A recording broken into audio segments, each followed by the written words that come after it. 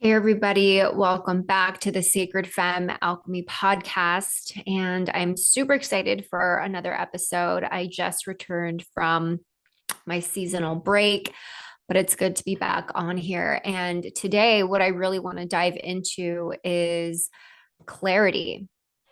And this is tying into my upcoming 6 week group program that is an immersion of Kundalini yoga and meditation and different workshops. It's called Rebirth to Radiance. And I had this idea of birthing this program because, as some of you know, Kundalini has just been such a powerful transformational experience for me. I got certified, and there's just so many amazing gems that I received as downloads throughout the whole training. I was doing it for 4 months.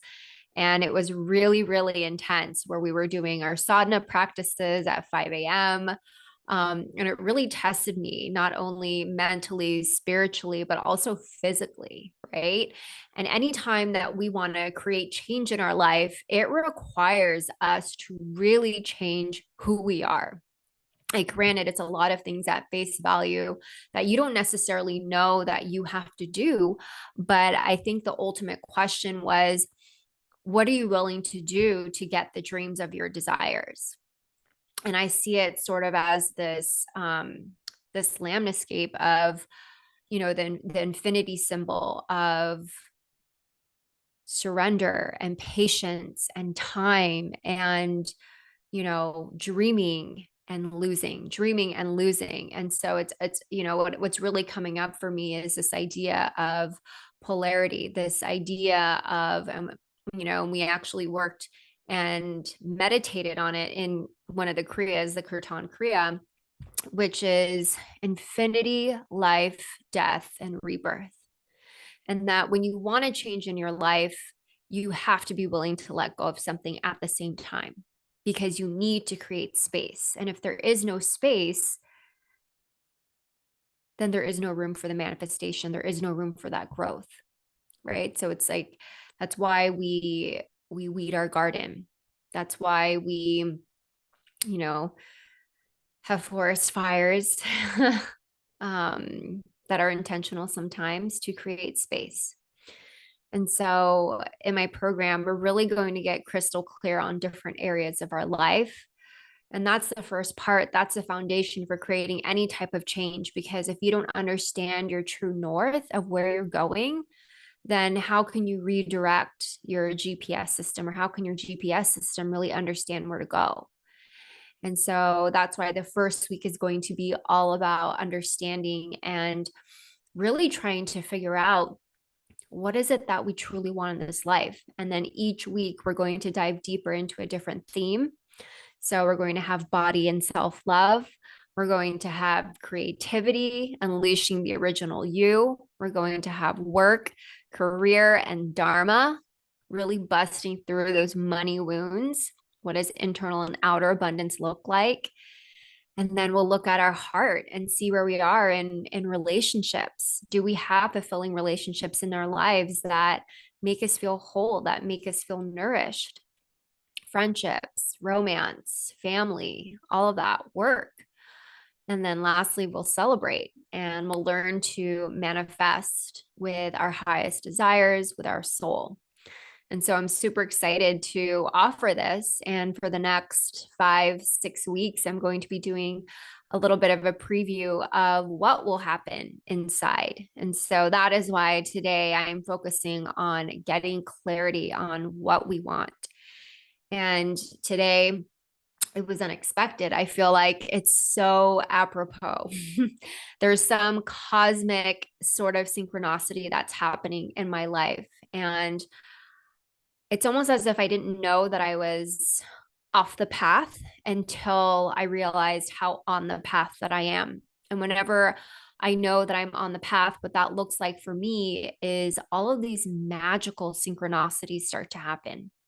All of these things and symbolism start to happen as if somehow some divine cosmic order was just orchestrated into my life. And it started on, I believe it was Friday. I was in bed and I have been reaching burnout. I have been reaching burnout, I would say the last month or so, and I didn't realize it. And I ended up hurting my neck. And it's, I guess, even though I can tell you, oh, this was the reason why, um, maybe it was a lot of experiences leading up to it that needed me to pause and really reflect, because I don't think if my neck was hurting, would I have actually come to this conclusion for myself of what does sustainability look like for me so I don't get burnt out? And what is the sense of urgency of how much I need to do things in my life versus allowing it to happen and unfold? And that's just me controlling. And so for me, what that showed up as is, I have these big goals, I have these dreams, and I have these desires. And sometimes what gets in the way of that is my timeline of when I want something. I want it. I know what I want, and I want it now. Where is it? And I take my will back from source, from spirit, from the goddess, and I don't trust them. I'm like, all right, y'all are taking way too slow. I told you what I wanted. It's like me going in the kitchen in the back, talking to the chef and telling the chef, hey, can you hurry the F up? I'm hungry, right? I want to eat now. And so that is how I've been running. That's how I've been operating. And what that does is it leaves little room for any magic to happen. It leaves little room for how the goddess wants to come in and help me. It leaves little room for the goddess to show me that I am taken care of. And it puts my ego in the very center. And so maybe my sadness starts to slip up a little bit. Maybe you know, my prayers are different, and I start to become finite in myself. I start to think that I don't have support, the goddess isn't taking care of me, I don't believe in higher power. I start to come into certain situations and experiences with my ego. I get very judgmental, and I'm not connected to my heart. I'm disconnected to my heart, and I'm thinking more with my mind. I'm thinking about money. I'm thinking about jealousy or acting out of jealousy, and I'm not trusting. And so that's how I know I am out of alignment. And I also know I'm out of alignment when I'm burnt out. I'm burnt out because I'm doing way too much. And the reason why I'm doing way too much is because I want to expedite the timeline. I think that if I do more, it'll be faster and it'll be here now. And so there is a time and place for hustling, right? There is a time and place for trying to make things happen. But the thing that has to happen is this balance between knowing what you want, asking what you want, letting go, and showing up and taking action from a balanced place, from a heart-centered place, not from an egoic place, not from fear, not from anxiety, not from insecurity, not from scarcity, right? And so when I find myself in that situation where I'm constantly doing that, I end up getting burnt out. And so that's what ended up happening to me the last couple of weeks. And I noticed, I was just doing my yoga and I was saying to myself, oh my gosh, I have to do it today. It wasn't this, oh, I'm so excited for my practice. I get to do it. It was just something that I had to check from my box. Right. And when I get into that mindset of, this is something that I have to do, I know I'm not in the right place. I know I'm not in the right place yet. And so the last couple of days, I've noticed how my practice has changed, and I really needed to reground and center myself. And so what I ended up doing was, I noticed I was scrolling more than usual. Felt like I was on social media a lot. I had this desire to shop, and it was this trying to fill this insatiable hole with digital, scrolling, doom scrolling, trying to fill this goddess sized hole that I know can't be filled by anything else. Can't be filled with tangible things, right? It's an internal thing. It's a spiritual thing. It's an emotional thing. It's a soul thing. And so when I know that I'm in that place, that's a trigger warning for me. And my goal is that anytime anyone works with me, whether it's, the membership one-on-one or just any of the classes or workshops that I do, my goal is to help you gain that type of awareness. Because when we become aware of our thoughts, when we become aware of our behaviors, we can start to understand and anticipate where it is that we need to redirect. We become alive, we're awakened, and we're awoken to the things that need to change in our lives instead of being asleep. And so this has been many years in practice of really knowing myself. And, it may come off as like thinking too much, but it's because I'm so aware of like how things affect me. I can pinpoint certain things of certain conversations that trigger a certain, reflection in my eyes, and I'm constantly looking at myself as an observer as I'm experiencing the thing, and that's for me, that's the goal of like Kundalini yoga, to have that higher awareness, higher consciousness. That's all the work that I've done in 12 step, my spiritual journey, all of that. It's just become habitual. It's embodied wisdom. And, I think that's why it's so important when I structured this Rebirth to Radiance group program, that we have that built-in reflection time for reflective prompts, right? We are asking ourselves those different questions to help us get deeper into what it is that we actually want. And so when I found myself in this place of, being on the brink of yet another burnout, I had this experience where I said, I really want to get into my tantric practice of sadhana and doing japa meditation, which is, you're given a mantra and you recite it and you repeat it in your meditation. And it puts you in this beautiful trance and you awaken those qualities within the goddess within you. And I woke up with this thought when I was in bed, when it felt like emotional hangover the other day. And I said to myself, I want to have a new mantra to work with. And I hadn't been practicing Tantra for a while. I had a bit of a scary experience with the goddess Kali Ma. And I found myself in a left-handed Tantra experience, and that completely freaked me out. And so I was like, okay, I'm not doing this. I'm dropping it. I'm just going to immerse myself in Kundalini, and that's going to be it. But that's a whole separate story for another time and place. And, I stopped my practice, and what ended up happening was I just dove more and more into Kundalini. I let go of, working with the different Hindu deities and practicing my japa, and, just really leaning into that practice. And I remember just waking up and I said, and I've been doing Kundalini a lot, and my soul is craving, it's craving the goddess, it's craving source, it's spirit, the divine mother in me, because I've started to have my ego as the center of my life rather than living as if the goddess was the center of my life. And I know that when I do that, when I put it first, when it becomes a central pillar, then everything in my life I can show up for. I'm more connected to my heart. I know how I am when I'm spiritual. I know how I am when I meditate in the morning, when I have my daily spiritual practice before anything else, before I talk to anybody, before I check my phone. It's so important to me. It's my way of living. And it's brushing my teeth. It's analogous to brushing my teeth, my spiritual soul, my emotional teeth. So I don't say things that I'm going to regret later. So I don't act on false stories in my head as if they're real, because I can sometimes, and I can get in my head and I can project, and the projections that I have start to become reality of what I actually think. But if I bring my heart in, if I bring my highest self in, if I bring my wise woman in, I know that's not fact. And so I have to really catch myself.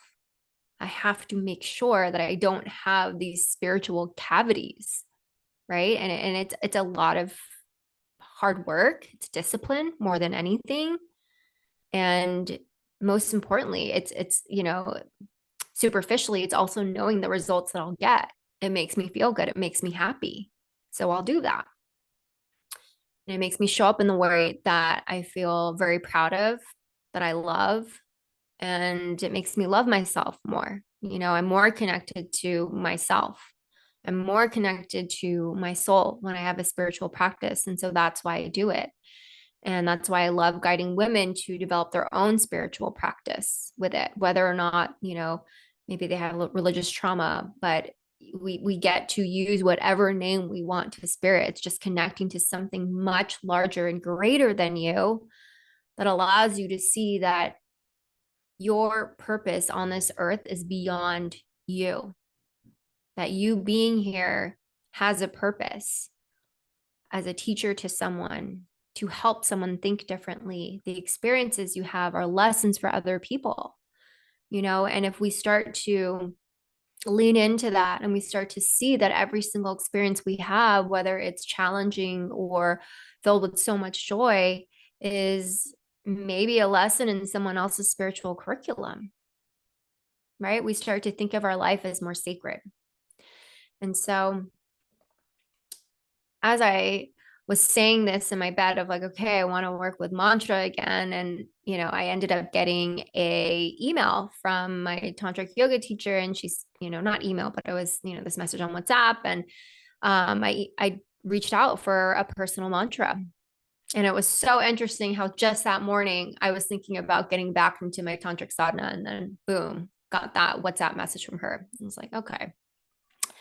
And then I started working with Kali again, the Hindu goddess, about transformation. And I ended up talking to a girlfriend who ended up getting a message from me or for me from the goddess Kali. And I didn't even tell my friend what had happened or what I was desiring, but it was very much on the similar point of what I was feeling. And I was shocked because that message was for me, but I didn't tell her anything about what was happening in my life, particularly to my Tantra practice. And it was so, so, so interesting. I was like, okay, I got confirmation. All right. Okay. And so it's just, it's remembering. And so my life just started, I started to see the divine cosmic order in everything. I started to feel connected. I started to operate with the goddess head, eyes of the goddess, heart of the goddess, ears of the goddess, and learn to put my inner judge in my back pocket and just really see, like, how can I see the divine in people, right? How can I get out of my own way? And when I'm out of my own way and when I'm in that spirit, that's when I can get actual clarity on the things that I want. And so that's what we're really going to be diving in on week 1, is really understanding how can we get out of our own way, that we're getting clarity, not from an egoic place, but from creating space from scarcity, insecurity, judgment, jealousy, controlling, me. We're getting out of that frequency and moving into a higher frequency of love, right? Really understanding what is the kind of life that I want to build that's tethered in my soul. And I attended this workshop for my other Kundalini teacher, and we were focusing on connecting to our soul and working with our pranic body, working with our breath to connect with our soul, because when we don't have prana in the body, our soul leaves the body. And so that's actually the fastest way that you can work with your souls, if you do a lot of pranayama breathwork practices, right?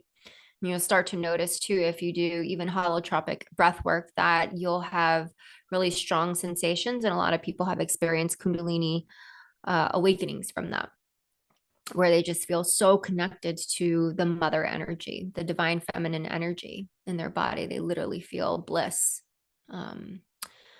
And so it's so important to manifest from a clean place with integrity and ethics, because when we're actually working and manifesting and getting high clarity, it's important to know that this is for the highest good of all. because you can manifest all you want, but unless it's for the highest good of for everyone, not just yourself, not the egoic place, then it won't happen. Like obviously there's all these blocks as well, these subconscious blocks, but that's one of the blocks is if it's not for the highest good of all, then it's not. Maybe it'll be a different format of the manifestation, but it might not be what you want. And so that's why I love doing that, is because once you get crystal clear, it's kind of like a reset. Every single New Year's, everyone has goals. Maybe you have your solar return, your birthday, and you're like, okay, was this the year that I actually thought it was going to be? What are the goals that I have for next year? All of those different things, because it's so important to have intention with the way that you live, to be present, right? That's what it means. It's to be present. Sure, you can be on autopilot, and sometimes it's nice to, right? But it's really important to be intentional with how you live your life. And when you are intentional with how you live your life, you can actually be present in the moment, that every moment is sacred. Be here now. And so that's why I love always manifesting and creating clarity from a clear place, because it allows us to really understand what are we trying to build. And so it's going to be working with a lot of Empress energy, the fertility of it all, creating from that womb space, creating from your sacral chakra, right? And really, really thinking about, what do I want to bring into this world?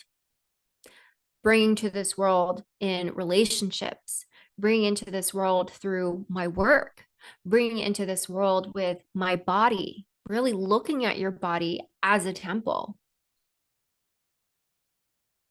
And so it's so important to really understand, how can I really, really anchor into this energy of intentionality and create and have big dreams and fulfill them.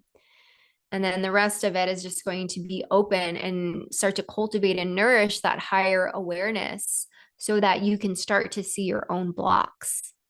Each week has a specific theme of what we're working on. And there are always certain blocks that I see within those themes. And that's what we're really going to be diving into, is understanding that and moving past it. And so the goddess that power that we're really going to be working with is actually the Hindu goddess of Durga. And she's all about protection, dissolving all away any of those small limiting beliefs that you have, the thinking that you don't have any power. She's divine mother, nourishing, and she's a warrior. And she is riding a lion, which is so, so, so beautiful. And in the program, I'll actually dive more into Durga and how we can embody those different qualities as we go on into our lives. Because the hardest part about, or the most challenging I find is not just setting the direction for your path and knowing what it is that you want, but also keeping up on the path. Because sometimes it might get too hard. Sometimes there might be challenges and it's not easy.